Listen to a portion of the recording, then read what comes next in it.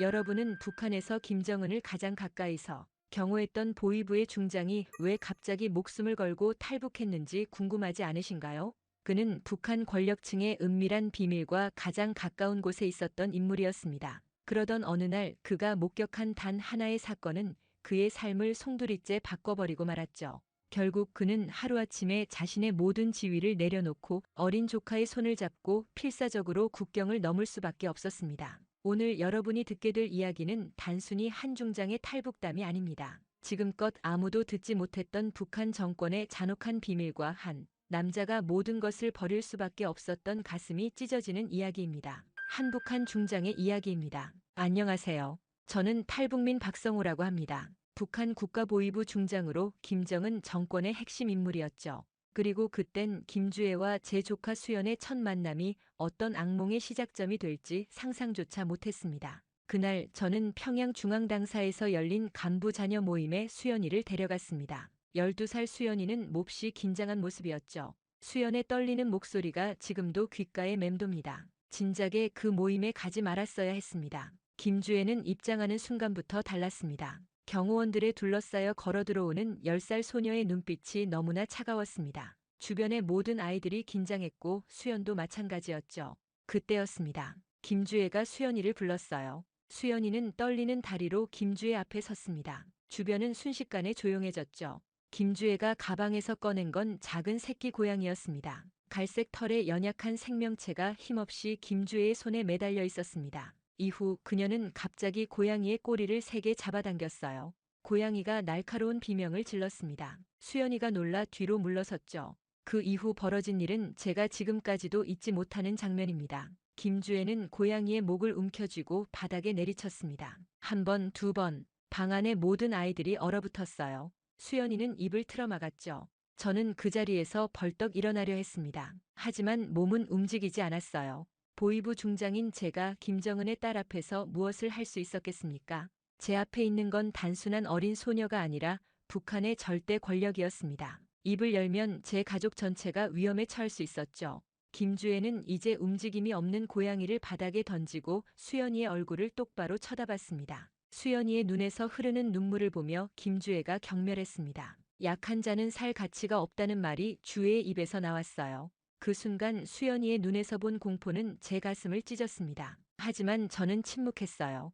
북한 최고 권력층의 딸 앞에서 제 지위와 가족의 안전을 위해 침묵할 수밖에 없었습니다. 그날 밤 수연이는 악몽에 시달렸고 저는 밤새 그 아이를 안고 있었습니다. 수연이의 떨리는 목소리에 대답할 말이 없었죠. 물론 그때는 알지 못했습니다. 제 침묵이 앞으로 얼마나 큰 재앙을 불러올지를 말이죠. 그날 이후 김주애의 만행은 차츰 확대되었어요. 마치 입맛을 들인 맹수처럼 김주애는 더 큰 파괴를 원했습니다. 수연이를 향한 그녀의 집착은 날이 갈수록 심해졌죠. 매주 당 행사에서 김주애는 수연이를 찾았고 수연이는 고통스러운 표정으로 저를 바라봤습니다. 하지만 저는 어떤 도움도 줄 수 없었어요. 북한 최고 지도자의 딸 앞에서 저는 그저 무력한 관찰자에 불과했죠. 한 달 뒤 김주애의 파괴적인 본성이 극에 달했습니다. 당사 뒤편 창고에서 벌어진 일이었어요. 모임이 끝난 후 수연이가 보이지 않았습니다. 불길한 예감에 당사 구석구석을 뒤지던 중 창고에서 희미한 소리가 들렸어요.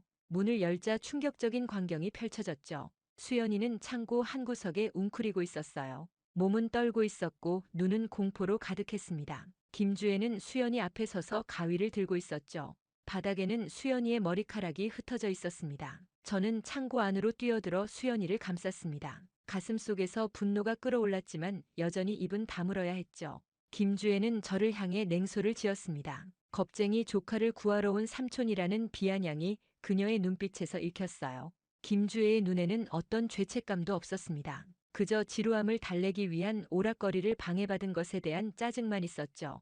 그날 이후 저는 수연이의 안전을 위해 의도적으로 당 행사에 데려가지 않았습니다. 가능한 모든 핑계를 대며 수연이를 김주애로부터 멀리 떨어뜨리려 했죠. 수연이의 외상 후 스트레스는 심각했고 밤마다 악몽에 시달리는 모습을 보며 어떻게든 김주애와의 접촉을 끊어야 한다고 확신했습니다. 하지만 이런 회피 전략은 곧 김정은 가문의 눈에 띄었어요. 다음 날 아침 믿기 힘든 일이 벌어졌습니다. 리설주가 직접 제 집을 방문했어요. 북한의 퍼스트레이디가 사전 연락도 없이 보이부 중장의 집을 찾아온 것입니다. 리설주의 얼굴은 분노로 일그러져 있었죠.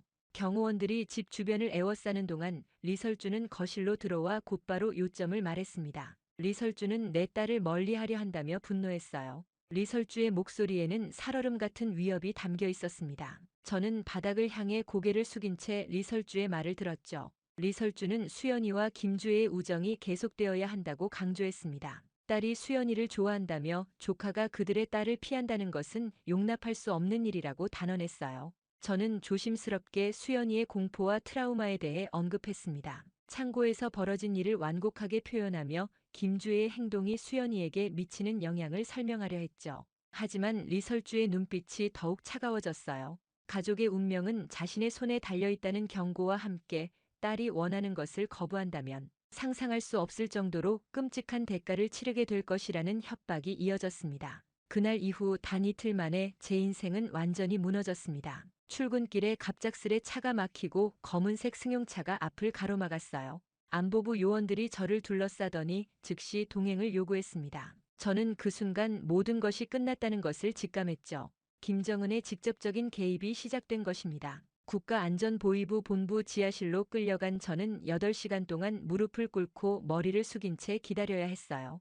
다리는 저려왔고 등골은 식은땀으로 흠뻑 젖었습니다. 마침내 들어온 간부는 형식적인 절차도 없이 곧바로 제 좌천을 통보했죠. 보위부 중장에서 양강도 해산 탄광의 일반 노동자로 즉각 강등된다는 명령이었습니다. 이유는 단 한마디로 치부되었어요. 최고 존엄에 대한 불충. 집으로 돌아갈 시간조차 주어지지 않았습니다. 그날로 트럭에 실려 양강도로 이송되었죠.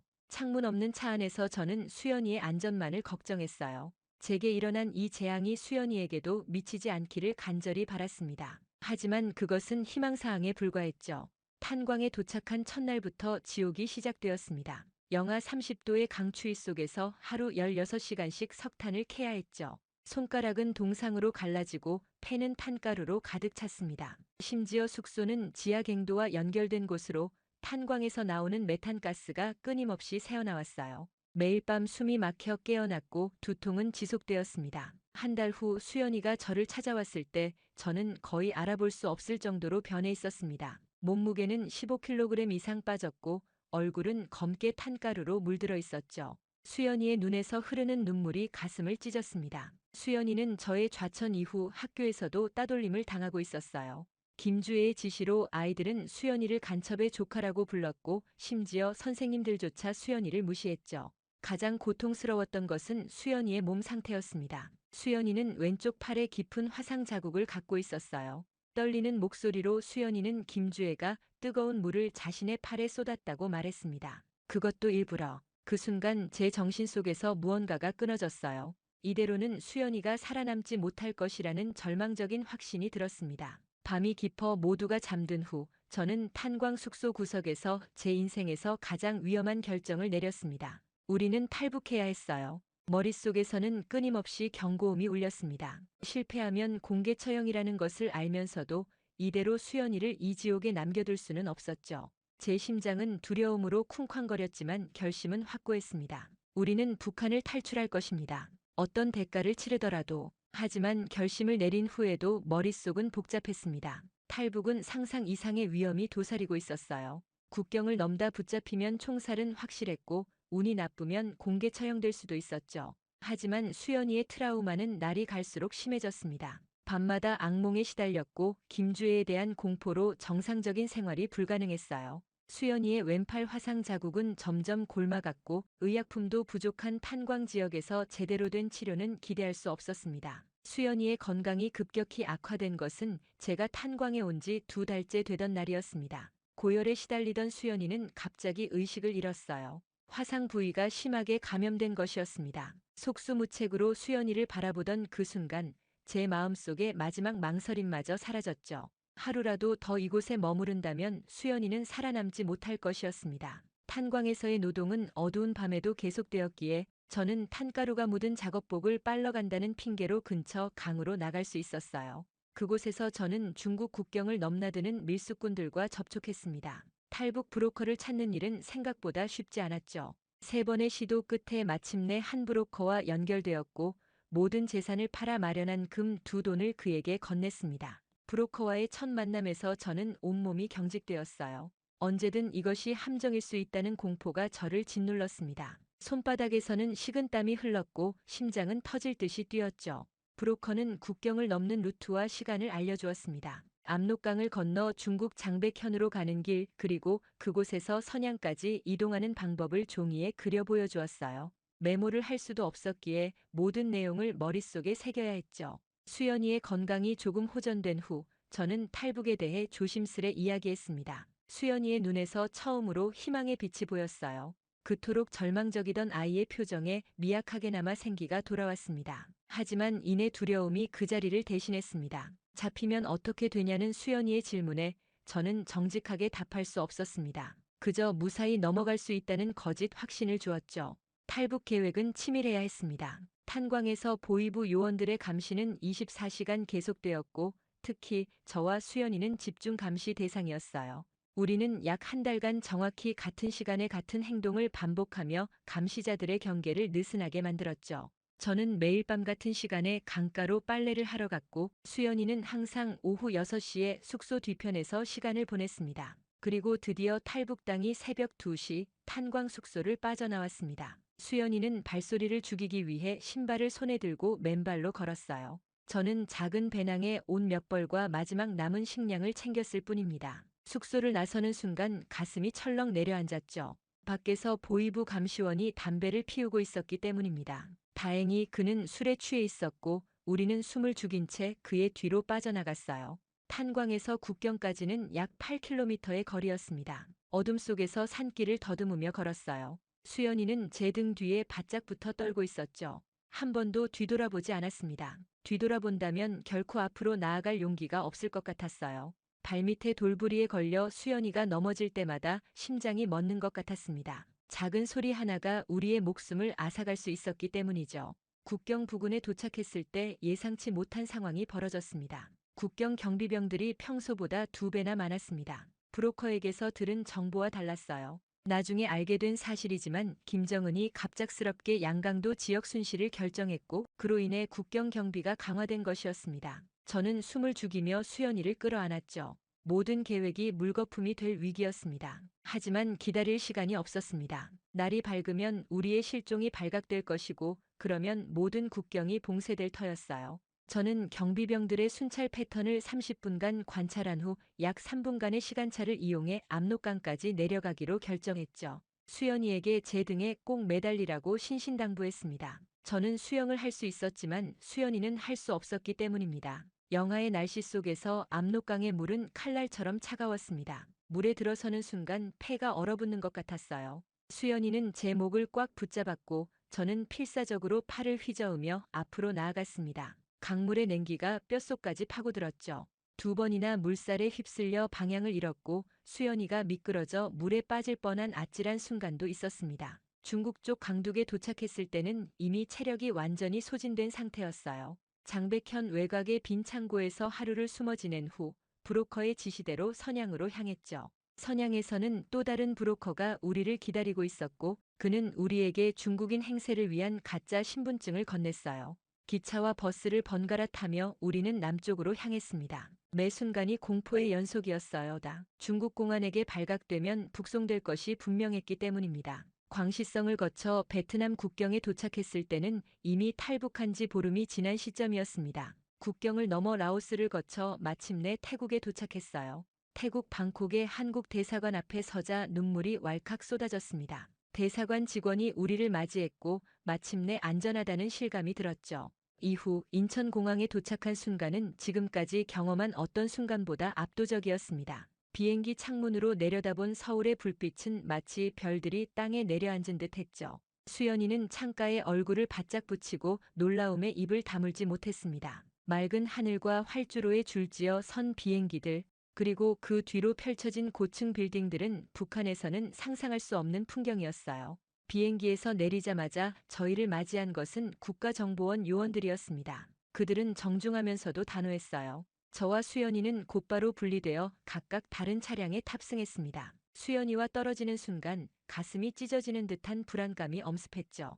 탈북 과정에서 단 한순간도 떨어진 적이 없었기에 이별의 공포가 저를 사로잡았습니다. 하지만 그것이 한국의 표준 절차임을 알고 있었고 순응할 수밖에 없었어요. 국정원 안보지원센터에 도착한 후 저는 철저한 신원 조사를 받았습니다. 작은 조사실에서 시작된 질문은 끝없이 이어졌어요. 제 신분, 북한에서의 직위, 탈북 경로, 북한 내부 상황 등 모든 것을 상세히 물었습니다. 처음에는 경계심이 컸죠. 북한에서는 자신의 생각을 솔직히 말하는 것이 곧 죽음을 의미했기 때문이죠. 긴장으로 손은 끊임없이 떨렸고 등줄기에는 식은땀이 흘렀습니다. 조사관들은 제가 북한 보위부 중장이었다는 사실에 특히 관심을 보였습니다. 김정은 정권의 내부 구조, 보위부 운영 방식, 고위 간부들의 생활상 등 세세한 정보를 요구했어요. 저는 처음에는 망설였지만 이내 모든 것을 털어놓기로 결심했습니다. 김주애의 잔혹함, 리설주의 협박, 김정은의 독재, 통치 방식을 포함한 북한 최고 권력층의 실상을 모두 공개했죠. 그들의 얼굴에 놀라움이 역력했습니다. 특히 김주애에 관한 정보는 그들도 처음 듣는 내용이었어요. 국정원 요원들은 내 진술을 녹음하고 세부 사항을 꼼꼼히 기록했습니다. 때로는 같은 질문을 다른 방식으로 반복하며 진술의 일관성을 확인했죠. 조사는 쉬지 않고 3일 동안 계속되었습니다. 가장 힘든 순간은 수연이의 트라우마에 대해 이야기할 때였어요. 김주애에게 당한 학대, 화상 상처, 그리고 그로 인한 심리적 공포를 설명하면서 목이 메었습니다. 때로는 말을 잇지 못하고 한참을 침묵했죠. 조사관들은 인내심을 갖고 기다려 주었고 필요할 때는 잠시 휴식 시간을 주었습니다. 조사의 마지막 날 저는 수연이와 재회했어요. 다행히 수연이는 안전했고 심리 상담사의 보살핌을 받고 있었습니다. 서로를 부둥켜 안은 그 순간 모든 고통과 두려움이 한순간에 녹아내리는 듯 했죠. 그렇게 국정원 조사를 마친 후 우리는 경기도 안성에 위치한 하나원으로 이송되었습니다. 하나원은 북한 이탈 주민들의 남한 사회 적응을 돕는 시설이었어요. 넓은 캠퍼스와 깔끔한 건물들이 저희를 맞이했죠. 매일 세 끼의 따뜻한 식사와 깨끗한 침대, 그리고 무엇보다 감시와 공포가 없는 환경은 마치 천국과도 같았습니다. 하나원 생활은 철저한 일정에 따라 진행되었어요. 아침 7시 기상, 체조, 식사, 그리고 8시부터 시작되는 교육까지 한국 사회의 기본 이해, 민주주의와 자본주의의 개념, 생활 법률, 금융교육, 직업훈련에 이르기까지 다양한 과목을 배웠죠.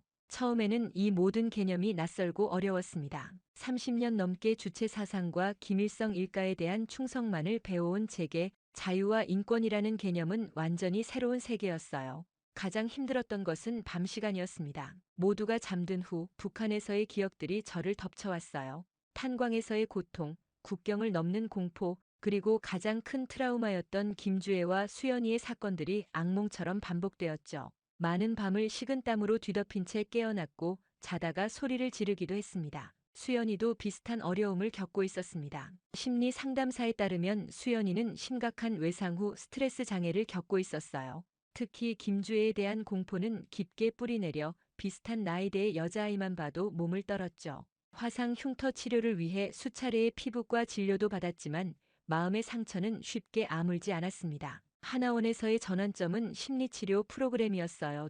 집단 상담에서 저는 처음으로 다른 탈북민들의 이야기를 들었습니다. 제가 겪은 트라우마가 저만의 것이 아니라는 사실, 그리고 그것을 극복한 사람들이 있다는 사실이 큰 위안이 되었죠. 수연이도 아동심리 전문가의 도움으로 조금씩 회복의 기미를 보였어요. 미술 치료와 놀이 치료를 통해 수연이는 자신의 감정을 표현하기 시작했고 밤에 깨어나는 횟수도 줄어들었습니다. 하나원 생활 2개월 차에 접어들면서 저희에게 큰 변화가 찾아왔어요. 첫째는 제가 북한에서의 전문성을 인정받아 국가정보원의 특별교육 프로그램에 초청된 것입니다. 북한 체제와 군사정보에 관한 제 지식이 국가안보에 도움이 될 수 있다는 평가였죠. 둘째는 수연이가 처음으로 웃음을 되찾은 것입니다. 하나원 내 작은 정원에서 열린 탈북 아동 축제에서 수연이는 다른 아이들과 어울려 노래를 부르고 춤을 추었어요. 그 순간 저는 눈물을 참을 수 없었습니다. 시간이 흘러 하나원을 나온 우리에게 주어진 첫 거처는 서울 노원구의 작은 임대 아파트였습니다.